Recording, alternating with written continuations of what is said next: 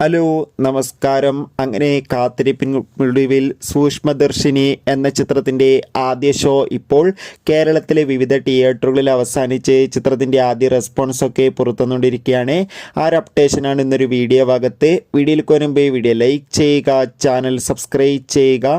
November മാസം ധാരാളം ചിത്രങ്ങൾ OTT റിലീസ് ചെയ്യാൻ പോവുകയാണ്.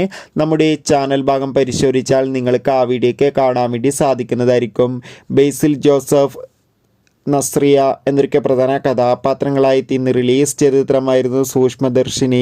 എല്ലാ സിനിമാ പ്രേമികളും ഒരേപോലെയായിരുന്നു ചിത്രത്തിൻ്റെ റിലീസിനായി കാത്തിരുന്നത്.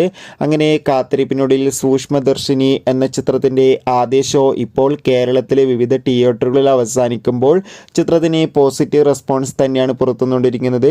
ചിത്രം ഒരു വെറൈറ്റി ത്രില്ലർ ചിത്രമാണെന്നും ചിത്രത്തിൽ നമുക്ക് ബേസിൽ ജോസഫിൻ്റെ നല്ല മികച്ച അഭിനയം തന്നെ കാണാൻ വേണ്ടി സാധിക്കുന്നുണ്ടെന്നും ഒപ്പം ചിത്രത്തിൽ മികച്ചൊരു കോംബോ തന്നെയാണ് ഒരുങ്ങിയിട്ടുള്ളതെന്നും കാത്തിരിക്കാം കൂടുതൽ അപ്ഡേഷൻ അറിയാൻ വേണ്ടി. Bye bye.